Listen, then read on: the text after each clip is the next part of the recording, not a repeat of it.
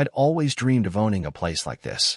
After years of surviving in the chaos of startups, sleepless nights, broken promises, and the constant hustle to get ahead, I had finally found what I was looking for: peace, quiet, and space. The house was everything I wanted. 2 stories of cedar and stone, nestled against the edge of a pine forest. A wraparound porch, a fireplace built from river rock, and enough land to keep the world at a healthy distance. It felt like home, like I had worked hard for this moment and could finally breathe again. After cashing out and walking away from the corporate grind, I didn't need more money. I needed silence. I needed a workshop for my projects and a guest room for my sister and her son when they finally escaped her snake of an ex-husband. Life was going to be different now, I thought. The world would slow down, and so would I. The neighborhood was perfect. Quiet. Almost too perfect. Manicured lawns, white picket fences, American flags hanging from front porches. The kind of place where you'd see golden retrievers running around and retirees taking morning walks. The only thing I didn't have was a golden retriever and a golf cart, things I wasn't really looking to add to my life. But then there was Karen. My immediate neighbor, Karen Hornbrook. She was in her late 50s, maybe a little older, though she did her best to hide it. Always immaculate, perfect blonde bob, cardigans in unnatural pastel colors, and that smile. The kind of smile that was almost too wide, like it had been laminated to her face. And there was this unspoken assumption that she was somehow entitled to be in your business. When I first moved in, Karen came over with cookies. It seemed harmless at first. She asked about my occupation like she was interviewing me for a homeowner's quiz show.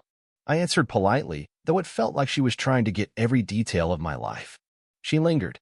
She asked about what church I attended, to which I said, none. Her face blinked, a flash of confusion or maybe judgment. But I didn't think much of a tunnel that Tuesday. She showed up again, this time with a Tupperware full of cake, still wearing that same expression, like her face was stuck in neutral. She said she just wanted to chat. I offered her coffee, but she declined. Instead, she needed a favor. Her basement had flooded, and the HOA was being unreasonable about repairs. Her daughter couldn't take her in, and she needed a corner of my house for 3 or 4 months. No trouble, she said. It was a straightforward request, or so I thought. I didn't hesitate. I politely told her no. I said my sister and nephew were about to move in, and I wasn't comfortable offering my home to someone I barely knew. I expected her to be disappointed, but the look she gave me, it wasn't disappointment. It was something darker. Like the flicker in her eyes was a warning. She walked away, still holding the cake, heels clicking against the pavement, like the sound was marking some sort of final moment between us. The next morning, I found a handwritten note stuck in my doorframe. The handwriting was elegant, almost too perfect. It read, "You should know that a refusal to help a neighbor in need may reflect poorly on your standing in this community." No signature. The ink smelled faintly of lavender, and it felt wrong. That was just the beginning. At first, I brushed it off. I said myself I was being paranoid. It was probably nothing. But then it escalated. A couple of strange looks from neighbors. A few whispers at the farmer's market. "There he is," I overheard one woman whisper to her friend. "The guy who locked his gate to keep her out." I couldn't believe it. That was when I knew something was off. I checked Facebook later that day.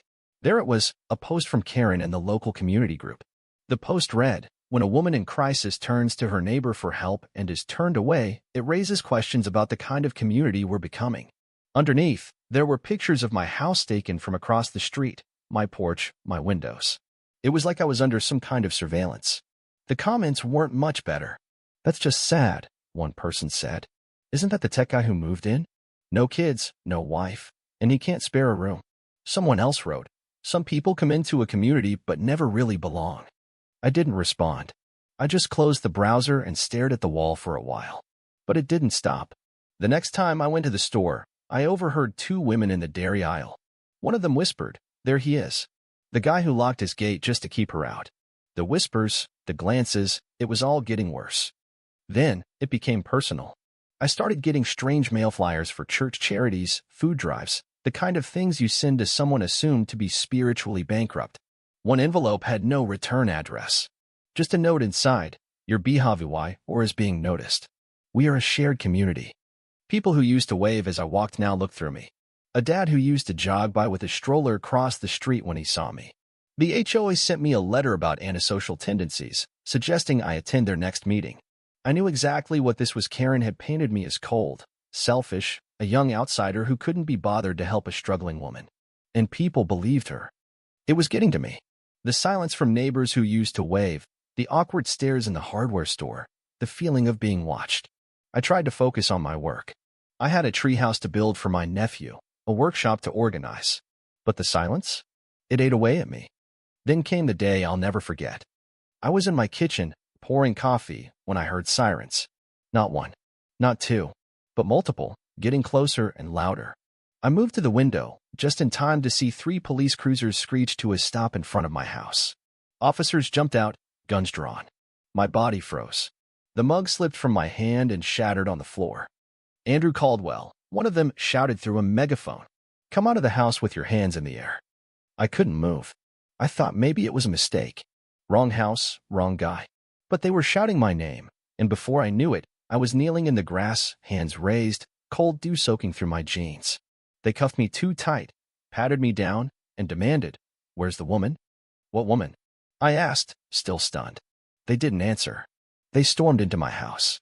I saw Karen standing across the street, sipping tea, arms crossed, that same fake smile on her face. It was like she was watching me on a stage, enjoying every second of my humiliation. An hour later, they released me. "False alarm," they said. The caller was mistaken. And as they left, Karen called out loudly, "I just thought I heard something. Better safe than sorry." She smiled, like nothing had happened. That was the moment I realized what she was really doing. It wasn't about helping a neighbor. It was a calculated campaign to ruin me. And it was time to fight back. I called my attorney, Marcy Liu, a tough woman with the soul of a tiger shark. We were going to take this to court, and we weren't going to stop until Karen was held accountable. In the courtroom, everything came to light. The false 911 call, the planted key, the fabricated video, the slander, the harassment.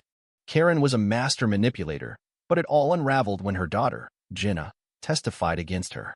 She revealed how Karen had done this to neighbors before, targeting those who lived alone and exploiting the HOA rules. The verdict came swiftly. Karen was guilty of false reporting, attempted housing fraud, defamation, and criminal trespass. She was sentenced to 3 years in state prison, plus probation and restitution of due law $90,000 to me for emotional and financial damages. Karen didn't speak. She didn't cry. She just stared ahead as they led her out of the courtroom in silence. For the first time in months, I could finally breathe. 2 months after the verdict, the neighborhood felt different. Karen's house was being liquidated to cover her legal fees, and as I walked past it one morning, I paused for a second. It was finally over. I didn't need closure. I got the justice that mattered. Accountability. To celebrate, I threw a BBQ, a real one. No HOA memos, just food, beer, and people. And to my surprise, they came. The ex-Marine who had called me a quiet weirdo brought homemade potato salad. The Millers brought cornbread. Even Lillian from the Soundview Journal showed up, notepad in hand, but also with a 6-pack and a dry sense of humor. And as the sun set that day, I realized home wasn't just a house. It was a boundary, a line you draw and protect. And I had finally drawn mine. So let me ask you, what would you do in a situation like this? Have you ever had someone manipulate your community or try to ruin your life? Let me know in the comments below. I'd love to hear your thoughts on justice, community, and standing up for what's right.